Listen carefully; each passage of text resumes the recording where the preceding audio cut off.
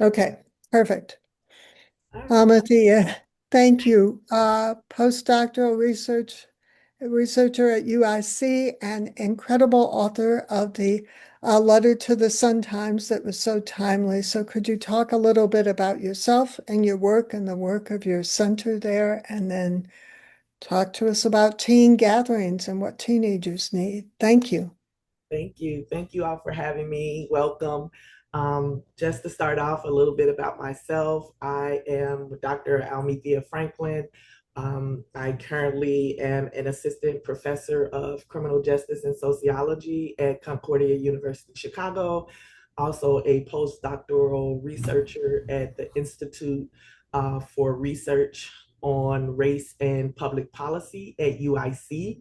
Um, so that's kind of where my research is kind of drawn from. Also, I am a Chicago native. So born and raised here in Chicago, west side of Chicago, very familiar with the city, the landscape of the city. So I'm not someone who is approaching this from the outside or coming in from my suburban life, as some of the comments had said with the op-ed piece, but I'm kind of boots on the ground here, involved with this research. So I did want to kind of just put that out there, is that I'm not just parachuting in from the outside and giving my kind of expertise or knowledge about this, that I'm bringing lived experience as well to this conversation. So I hope that that kind of sits well with you all. I do want to start off and be very kind of honest and transparent with you all, is that I'm not going to lecture you here. So again, my profession is a lecturer, but I don't plan to do that here in this setting. I'm here to share my research, and what I've learned from it. And I hope that you guys will be able to take what I'm saying and the things that I'm saying, share it with your networks, but also start to ask very different questions around these team gatherings. And also I'll use takeovers and team gatherings kind of interchangeably, because that's kind of the landscape that we're in. So again, don't take the language as being that is the language that I'm trying to move us away from, but I need to ground us in it first before we can move away from it. So I do want to learn from you all. So, like Elizabeth said, at the end, we'll have kind of this open session for you to ask questions, for us to have a conversation. You all are on the ground every day doing this work. So, the knowledge and information that you bring is valuable as well, and can add to some of the data that I already have in place. Um, Also, just to talk a little bit about some of the research that I've worked on in the past, we just released a report here in Illinois called the Harms Report. The case for reparations for the state of Illinois was released on April 20th. It was commissioned by the African Commission, the African Descent Commission here in the state of Illinois. So it's a huge report that looks at several domains of harm that have been experienced by African Americans throughout the state of Illinois historically. And so that report, again, it just came out in April. It is available online. And also, I can share the link at the end for that research as well. I've also done research on mass incarceration and reentry of offenders on the south and west side of Chicago, of justice involved individuals. We're changing the language around that as well. But so that is just some of my background and my history in terms of research, in terms of the things that I'm interested in, and some of the arenas that I've been working in as well. So without further ado, I just want to get started on the presentation. Enough about myself. Don't really like doing that all the time, but I'm going to share my screen with you. And again, at the end, if anyone wants access to my slides, I am willing to share them um, with you all. Let's see, my first time actually sharing, so give me 1 second. Sure if it'll.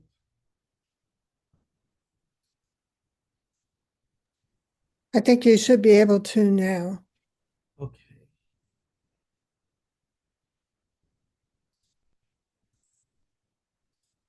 Okay, let's see if we can share. Okay, there it is. Can you all see that? If you can give me a thumbs up. Yeah. Okay. Okay. So So the presentation again, it'll be about teen takeovers in Chicago. Again, trying to understand the culture, and hopefully this leads to my research informing the response. So just a little bit about how I'll kind of go through this. I'll talk about where are young people supposed to go, who gets to occupy certain spaces, and what these gatherings are actually telling us. So I've already kind of talked about who I am, and why I'm doing this research. Um, Again, the research itself, what I'm doing is studying teen takeovers across multiple cities with Chicago as the anchor. So I'm not only looking at these gatherings happening in Chicago, but I'm looking at them in other cities as well, in other states. So some places that I've been looking at is Florida. I've looked at Georgia, Atlanta in particular. There were a few places in Virginia that I've looked at. California is another location, and just looking at what are some of the similarities, what are some of the differences, how are youth coming together in these various areas. My research is it's kind of mixed methods, but it more leans toward qualitative, community grounded, policy relevant research. So again, I really believe in connecting to those that are most impacted or most involved with the phenomenon that I'm studying. So I'm always looking for that lived experience, bringing in the voices of those who um, who are impacted, bringing in the voices of those who are participating in the phenomenon that I'm studying. So again, it is qualitatively based, it's community grounded, and it's policy relevant. Again, the work that I've done on the harms report is there. The article that came out in the Chicago SunTimes, again, it did draw a lot of attention in terms of just the comments, which is also being used as data as well for this project. It also has engaged city officials, other researchers, and juvenile justice advocates in a way that I was hoping that it would, that we will start to change, reframe the narrative. That's really what the research is how can we reframe this narrative that is being put out there, that's being talked about when we're talking about our teens, when we're talking about our young people, and keeping at the forefront that we're talking about kids here. Some of the language that surrounds this phenomenon, this social phenomenon, I think it kind of makes everything so punitive, and it makes everything so negative that we no longer see these individuals who are participating in this as being children, right? That they're young people, that they're doing what young people, quote unquote, should be doing, right? What else is our expectation for young people as they're engaging with the city, as they're trying to find things to be a part of? And I think that gets lost in the conversation when these things are labeled as takeovers. Um, so that's kind of where the research is in terms of that, and that op-ed piece that was in the Sun Times. Sorry about that.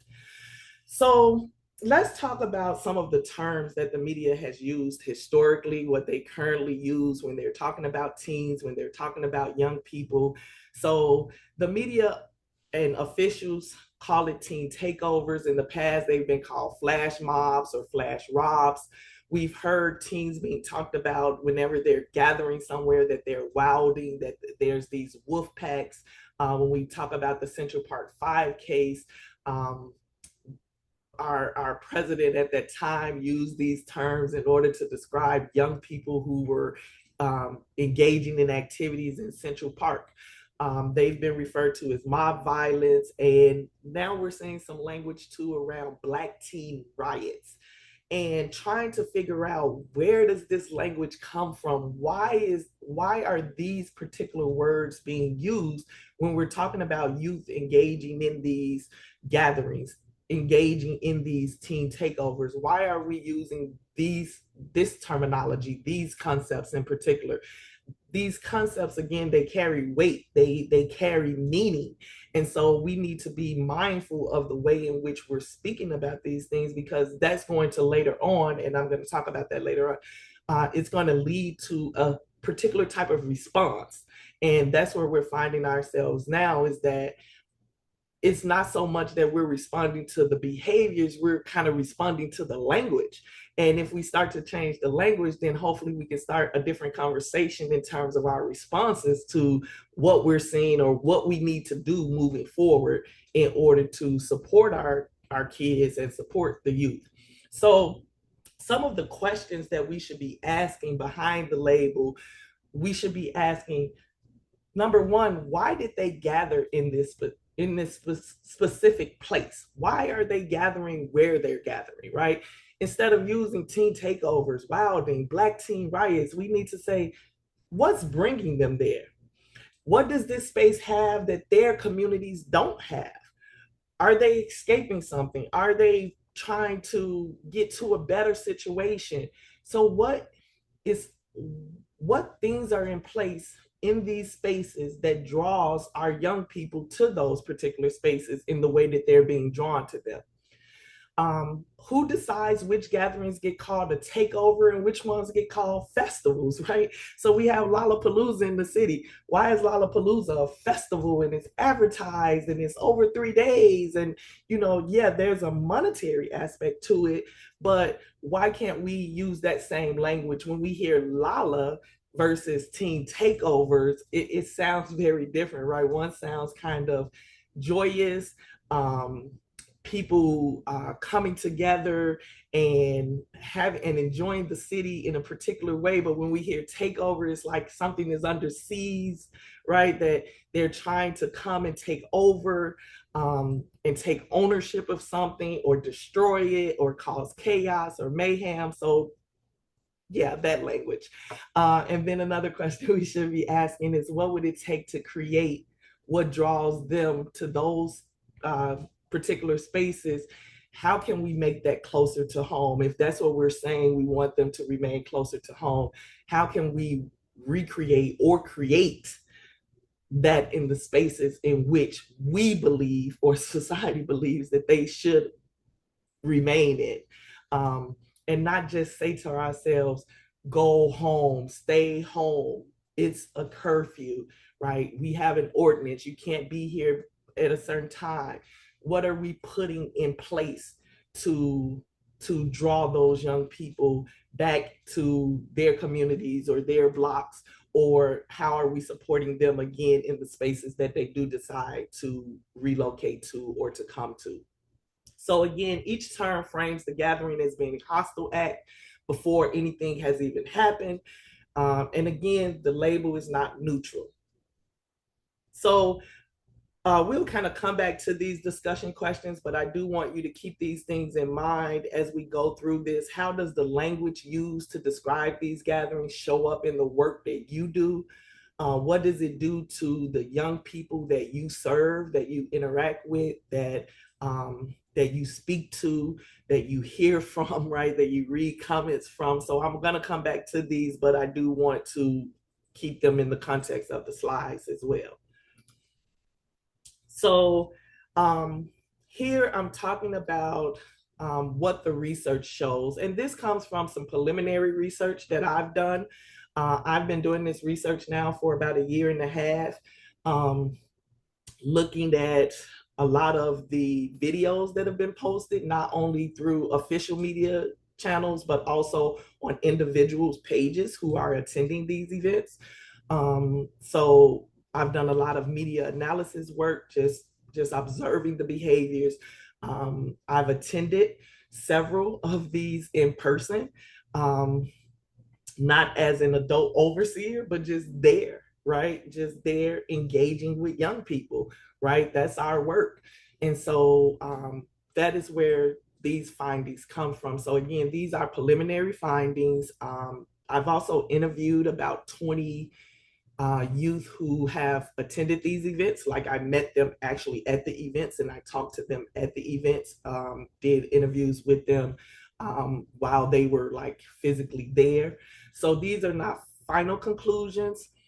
So what I saw just in some of the like written research that I've been looking at, that about 67%, we've seen about a 67% increase in reported large youth gatherings. And again, this is just through 2023, from 21 to 23. The majority of them, again, started out downtown, but now we know that they're moving into various neighborhoods and communities. But 82% when I started this research were in downtown, or again, in highly visible spaces. They're not just in these small little enclaves, but they are in visible spaces. 74% of the teens reported that social media drives the planning. Again, they learn about it through social media. Another thing that I did find interesting in the preliminary pilot study of this is that some of the kids talked about during COVID and right after COVID, when they returned to school, some schools were like promoting them to go to these types of gatherings, right? Young people are coming together, like it's a gathering happening over here, you guys should attend. So there were a few people or young people that we interviewed that said, the schools were on board at some point, and we don't know like when it kind of dropped off or when it fell off, but they were encouraging us to go and promoting the environment in a positive way. Again, not saying that or believe that they would get as large as they have gotten, but that they were on board with saying these are things that young people your age are engaging in and you guys should attend these. What we still do not know, and this is like where your work comes in, and these are the things that as a researcher that I would need your help with, is the youth perspective and the lived experiences. Their voice is largely missing from the research. Again, especially this research, because it's something that's new. These teen trends, again, it's new, but it's not new. And we'll talk about that a little bit more, but their voice is largely missing. So I know many of you, because this is your field, there was a listening session about a week and a half ago at Clavius Aclavis. They did a listening session with young people on the south side of Chicago. I was not able to attend that event, but I did get video of the event, and I was able to listen to the young people. And the media also played small snippets of it. And there was a young lady in the video, and she said something that was very powerful. And I feel like the media missed it. And even probably the people in the room missed it, because they still were talking about having kids not come to these events and making it very punitive. But what she said in a certain part of her conversation, she said, you're telling me to stay home or to remain at home or to remain in my community, but I'm in a community or I'm in a home that I'm not being shown love, I'm not being given love, and I'm not being valued, and I'm not being seen, right? And sometimes the environment that you're in is toxic. And so therefore you may gravitate toward a teen gathering because you just want to be around something different. You don't want to be around the environment that you find yourself in. Again, this is not everyone's story, but that was her story. That's something that we need to listen to, that our kids trying to escape something, our young people looking for acceptance. Something else that has come out of this preliminary research is that when we think about what home is supposed to provide, or what we're supposed to provide as adults, not even just in their home, just in general as adults, what are we supposed to provide for children? We're supposed to provide protection, safety, right? Make them feel valued, make them feel seen, acknowledgement that they exist. And so when we don't do those things, they have to find other ways to fulfill that space. And sometimes this gathering, and many times these gatherings may be that for them. And so we should be mindful of that as we think about how do we include their voice in our work? How do we include their voice in the policy decisions that we make? How do we take ourselves out of our ivory towers as adults and say to ourselves, when we were children, what did we do? Or what was the expectation for children? And how do they learn that? And how do they gain that information about what they should do? And when they don't do what we believe they should do, why are we making it so punitive? We're still supposed to be teaching, because it goes back to what I said at the beginning. These are children, these are teens, these are young people. Another thing that we still do not know, what support systems are missing in specific Chicago communities. Our mayor, again, offering free YMCA memberships. That's a great thing, right? But again, that's putting the onus on the kids again to attend, to go. It's something that they have to seek out. What if a parent doesn't register them? What if, do they know that they can just show up on their own and gain that access? Are we providing them with all of the information? Is the YMCA operating during the same time frame that we're seeing these teen gatherings happening, right? What is happening at a specific time, right? They're gathering at specific times. They're gathering on specific days. Maybe it is 7 days out of the week. Maybe it's only on Friday, Saturday, and Sunday, right? We need to make sure that when we're putting these support systems in place, that we are supporting and we're not forcing them to do things that we feel that will help us to sleep at night or help the city feel safe. My slide kind of cut off a little bit, but I'll come back to it. So here, I want to get into this idea about space, the question about space. Where are young people supposed to go? Historically, systematically, and historically, cities have disinvested, right? They have systematically reduced accessible, affordable youth public spaces, YMCAs, right? Parks, summer camps, summer jobs. And this has particularly been very prevalent in our Black and Brown communities in Chicago on the South and West sides.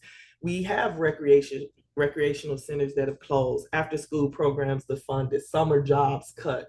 So what are our young people to do?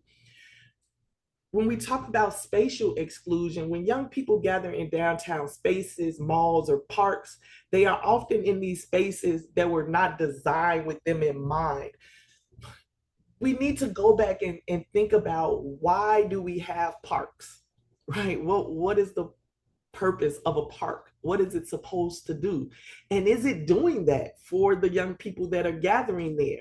And if it's not doing that, why is that space not doing that? Or even asking the question, how do our young people see the parks as being a part of their lives, right? When you think about the park, when I think about the park as a young person, going to get on the swings at the park, going down the slide at the park, right?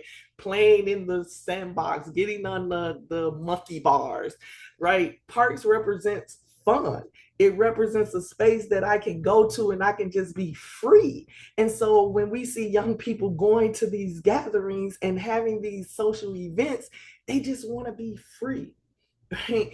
And we can't move away from that. So using those spaces for what they were initially intended for, I think speaks volumes to how we need to think about responses and support systems. And so if we add the post-pandemic layer, again, COVID disrupted a lot of things, and we technically still haven't recovered and re-embraced our young people. As adults, we're still confused about things as it relates to COVID when it comes to work, when it still comes to we're meeting on Zooms, right? How have we engaged our young people in this conversation? How have their lives been significantly impacted by the pandemic? And again, they didn't have very structured environments. They were kind of thrust into something that they weren't prepared for, and then thrust out of it again without a conversation about what life looks like post COVID for young people in an urban environment. How do they navigate these particular spaces? And then when we put the Chicago context on top of it, a lot of our programs in the city are struggling for funding, right? A lot of funding has changed. Organizations like Build in Austin, Garfield Park, and Humboldt Park, they have so many challenges. The city of Chicago funds over 200 organizations, but again, we have a higher demand than we have the supply for. And so we may just be spinning our wheels instead of bringing resources together, and really figuring out what we can do, what capacity that we have, and seeking out other resources to support our efforts. I think we'll get a better return on our investment than the current landscape that we have, or us constantly saying funding, funding, funding. It's always been funding. Nothing has changed, right? It may be a little less this year, a little more next year, but I remember growing up 20 years ago, it was always funding. And we're still hearing that today. So, for discussion, what spaces exist for young people in the communities that you work in? Really, what spaces are there? If you had to list spaces, what spaces would you list? How um, what time of day are those spaces available for young people? How are young people supported when they do enter into those spaces? Are those spaces welcoming for young people? Young people of any age or any race. So thinking about that, and then thinking about what has disappeared in the last decade. What things are no longer available to these young people that they possibly need to support their development, right? To support things that they want to engage in.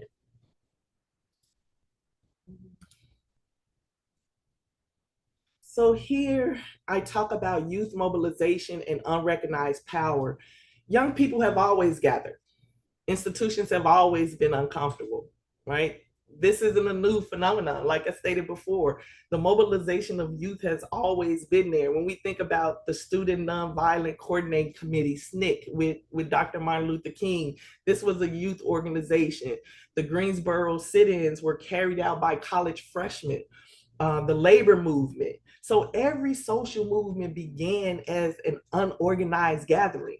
And so these gatherings technically seem to be unorganized, but they are organized in a way, especially in this age of social media, that these young people are able to post, and they're able to get numbers of young people to show up at a particular location at a particular time on a specific date. And so that's huge, right? What can we do with that as a city? What can we do with that as a community of having these young people in this space? How can we engage them in a way that promotes public safety for themselves, getting them to see the benefit, to see the investment, to see why it's important to keep their spaces safe that they enter into? How do we get them to kind of monitor each other, right? To hold each other accountable. Again, this is not a new thing, but because institutions are uncomfortable, it makes it a big deal, or it makes it punitive. So, what if we start to read these gatherings differently? Right? What if we start to say the energy is there, the collective body is there, the public presence is there, right? These young people are not organized, but unorganized energy in public space is not the same as chaos. And we describe it as that. It's just unorganized energy, but we see it as being mayhem. Um, what it really is power that has not been named, right? It's power. These young people are showing that we possess a certain amount of power, and that power can be used in a variety of different ways. The things that are happening at teen gatherings are no different than what happens at any type of sporting events. If you watch basketball, I was just watching outside of the Madison Square Garden. They were like tearing down stop signs. These are adults, but we're not calling those adult takeovers, right? We're not blocking access to those city streets in New York during the playoffs, only when the president is there. But we're not criminalizing it in the same way that we're criminalizing our children, our young people here in Chicago. Again, it's power that they have. So the question is not how do we stop them from gathering? The question should be what happens when that energy gets direction, when it gets investment, when it gets support? What happens? What does that look like? What can we get from that? What positive things can we get from meeting young people where they are, right? Where they are, they're in the streets. Where they are, they're in the parks. Where are they? They're at the beach. They're at spaces and places where they're supposed to be. They're not in locations that they're not supposed to be. And if we're saying that they're not supposed to be there, why are they not supposed to be there? What is the thing that we have with them being and occupying these spaces? Why is it that there's a problem? Why do we see it as it being a problem when they occupy these spaces that are supposed to be spaces for the public?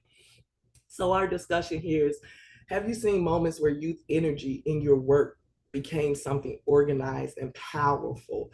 What made that possible? What was it about that moment or that space that made it what it was? And so here's a timeline of how some of the language, oh, I'm sorry,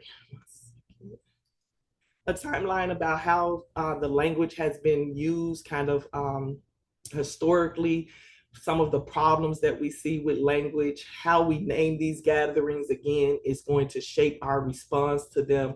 1989, we had Wilding, the Wolf Pack, 2003, Flash Mob, 2011, Flash Rob. Um, in 2019, we saw the origin of this word, teen takeover. Um, and then now what we're seeing people starting to use in 2026 is Black teen riots. I'm working on a piece currently. There is a gubernatorial candidate in Florida who's running for governor. He said that he made a comment at the next teen gathering, I'm going to take a dozen citizens armed with AR-15s to that gathering and use that. That's problematic. And he said, let's name this Black teen riot.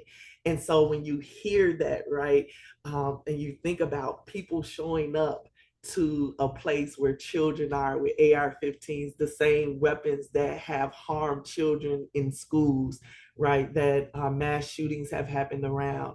We need to take heed to that. We need to pay attention to that. We need to follow that. We need to address that. That is very problematic for us. So each one of these terms, they do the same work. It takes our young people gathering in public space and it converts their presence into a threat before anything has even happened, before anyone has jumped on a vehicle, because before anyone has destroyed property, before anyone has crossed the street, not in the crosswalk, the Naperville story. And so we are already criminalizing these individuals, these young people, before they even arrive there. So when they arrive, we're already in a combative stance. And so they're going to come in hot. They're going to come in combative. So we need to think about that when we talk about the language that we're using around it. So the language is not describing the problem. What it's doing is creating the conditions for a particular response. It's not describing an issue. It's just prompting this combative response.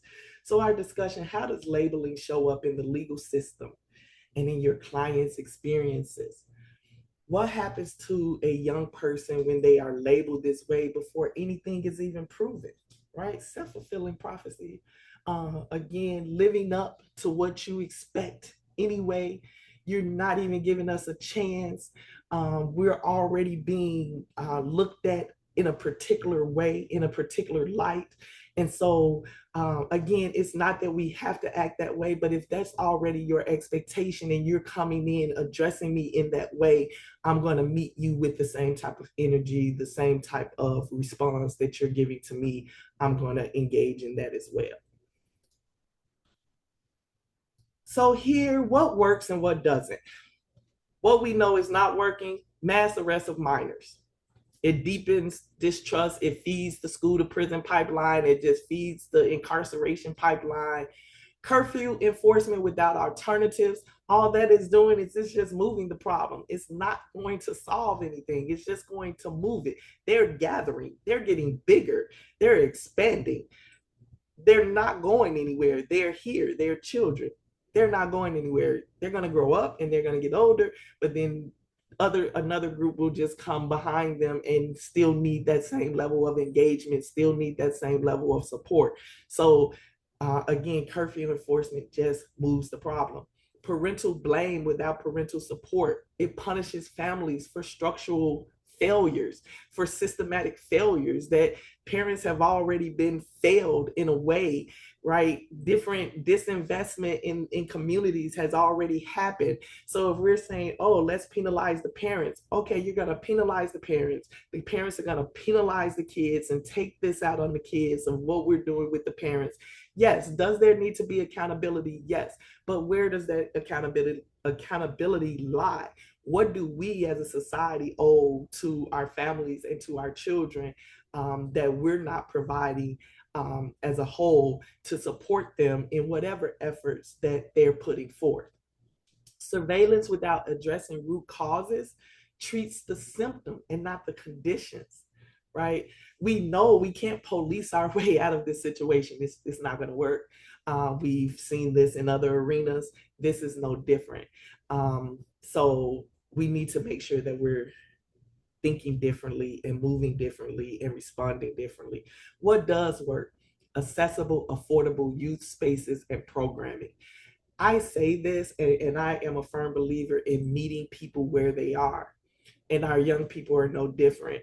Just because they're young people, we don't value their voice, we don't value their opinions, right? We tell them to, when I was a kid, my parents would always say, or my mom would always say, do as I say, right? Like you really don't have a voice here. But I want you to have a voice at certain times, but in some situations, no. We want to make sure we're giving our young people a voice, that we're listening to them, that they do feel heard, that they do feel seen, that they do feel valued, that they feel like they belong. Community outreach workers who engage and not police them. I don't need a community outreach worker at a teen gathering or a teen takeover if you're there to police me. No, I'm okay with you being there and supporting us, and we're dancing on cars, we're juking, we're listening to music, we're enjoying each other. I don't need you to be saying, hey, you shouldn't be doing that. Okay, what should I be doing? What's the alternative to what I should be doing? And what does that look like? And why can't I do this thing over here? What's so problematic with what I'm doing currently? Long-term investment in disinvested neighborhoods. Again, putting resources back to where people are. It goes back to meeting individuals where they are, investing in these communities, um, having communities with the same resources, not just flooding resources into one area and not into another. Listening to our youth, not just about youth, listening to them about larger issues that are impacting them as well. Free alternatives. Again, Mayor Johnson announced the YMCA memberships. That's a step. That's not the magical fix. That's a step. That's an opportunity. That's a chance. That's something else for them to engage in. But is that engagement with the individuals who are attending these teen gatherings? Are we reaching the population that we want to reach? Are the young people that we need to attend these YMCAs, are they getting that? And then we need to ask ourselves, and this is where we kind of drop the ball as well, is once they enter into that YMCA space, are they being serviced? Are they receiving the things that they need? So it's easy to say, yes, give them a YMCA membership. But if a YMCA membership is not doing anything, it's not fulfilling a purpose, then we're spinning our wheels. You could have kept the YMCA membership type of thing. What interventions have, for discussion, what interventions have you seen that actually work? What do you wish, if you had that magical ball to do everything you needed to do, what do you wish city officials and policymakers understood about what these young people actually need? What do we, if we had that politician who can fulfill our wishes, what will we say to them? How will we advocate for our youth? How will we advocate for our children, for their futures, for their current situations? Do we really have a concrete answer for that? Some tangible things that we can bring to the table that's based in the youth voice, that's based in their need, not in what we think they need, but what they're telling us they need, which may not always be message to us properly, right? We still may need to interpret it in a certain way, but we need to interpret it from their lens and from their view.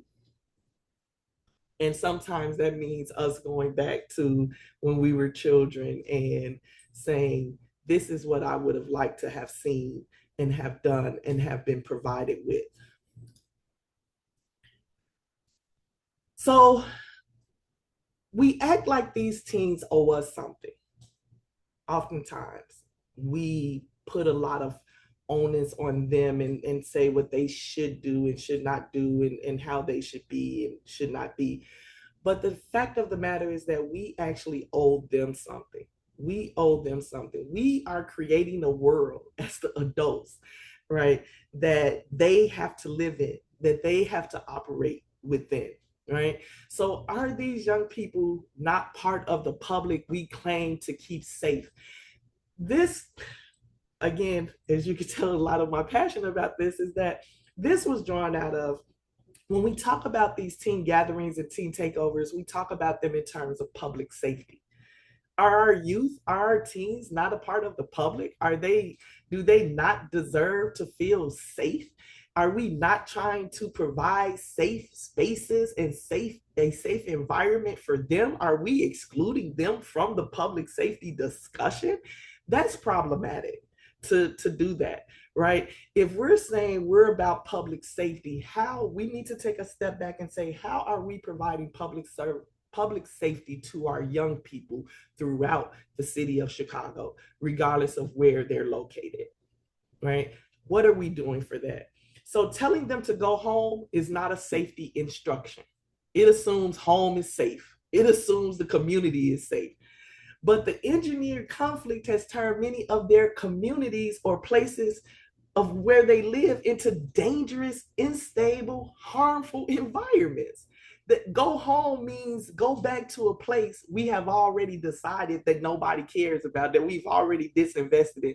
Go back to your neighborhood, to the place that we've pulled every resource out of. We've closed your schools. We don't have fresh grocery stores there. We don't provide enough money for you to shop in your communities. We don't provide activities in your communities that you can afford. I was just talking to a colleague about a concert that's $459 to sit in some seats that's way in the stands. Who can afford that? Our young people, they listen to these artists, but they can't afford to go to their shows, right? So that's a problem. Public safety has excluded the public it claims to protect. When we talk about curfews and police deployments, all of these are invoked in the name of public safety. But if these young people are the public, and they are, then public safety has failed them long before they've even showed up, because we are already criminalizing the spaces that they're going to. They are the public. they are part of the public. They are the ones that we are supposed to be protecting and serving. The city owes them an answer. This is key. And I want to slow down here and say, when I say that the city owes them an answer, it doesn't owe them not a program, not a curfew, but a real answer. Where is your safety? What has the city done to keep you safe in your neighborhood, in your school, in your community? That question belongs in every conversation about these gatherings. When people start to talk about these gatherings, just to sit back and just say to them, what has this city done to protect our young people? What have they done to protect them at school? How have they created a safe school environment? How have they created safe neighborhoods? How have they created safe homes and safe communities? How has the city done that for these young people? And if we can't come up with an answer, hence the problem, hence where we find ourselves. So the question, where is their safety, belongs in this room, in every conversation. So the takeovers aren't just a problem to control. They're a signal we need to understand. We need to listen, invest, and partner. So where this research is going academically, I'm working on a 6 article kind of research series in this development. I'm currently working on a project with the University of Chicago where we're looking at language, how it has been used historically to describe youth gatherings, and how this is constantly recreating the problem, and how we need to change the language in order to reframe the narrative in order to get a different response. In terms of policy, I'm formulating some relationships with the city of Chicago, focusing on some structural responses and youth investment. Not sure what that looks like yet, but that's why I'm here, to talk to you all and to present this research that's very timely, that's very needed, that is working to fight for our children, fight for our youth. Community, working with juvenile justice advocates like the JJI, media seminars, helping reporters ask better questions in their reporting. And then youth voices. What's really at the heart of this research is the youth voice, centering the youth in the research. And building the evidence base for what young people need, and making sure that they're not forgotten about. Robert Jordan wrote a piece in the SunTimes about our forgotten youth, making sure that they don't feel like we've forgotten about them, or that we're turning our backs on them, or that they're alone, that we want them to feel like there are uh, people and organizations, and politicians and city officials that hear them, and we hear them by their presence. Like, not, it's not always about what you say, but also them showing up in the spaces that they are. It's speaking values to what they need and what they're seeking. And so we have that opportunity. We're at a time where we can support them in the ways that they need to be supported. So that's all I have for you today. Yeah. Well, Thea, this is excellent. Thank you so much. I'm just going to turn off the recording and open it up for questions, but I'm just so grateful. This is terrific. Hold on just a second.